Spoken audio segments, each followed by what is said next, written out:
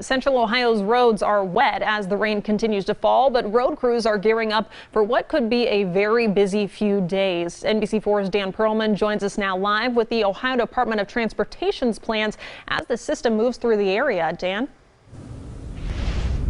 Well, you know, Jennifer, we know that crews spent much of yesterday getting their trucks ready for this storm. Right now it is raining. Right now it is also quiet here inside the Westerville garage. But I want to bring in Brooke Ebersol.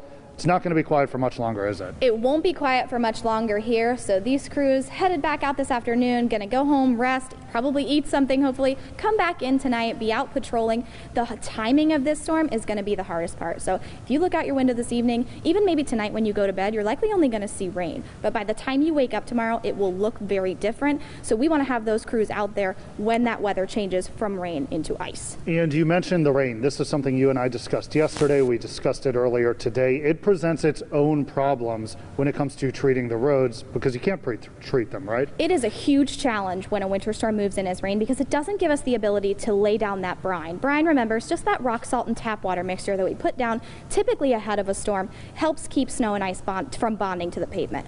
But because we are anticipating this to move in as rain, and it has already moved in as rain, that would have just washed off any pre-treating that we could have done. So our time was better spent making sure that trucks were ready, making sure that salt was already loaded for these crews to come in tonight, hit the road, be out there already to patrol and salt when it moves to ice. And they'll be in tonight, but let's talk a little bit about tomorrow. We do expect that ice, we expect that snow. So what is your advice to drivers? If you are in a situation where you can work from home tomorrow, you can postpone the plans that would have put you out on the road tomorrow morning. By all means, you should.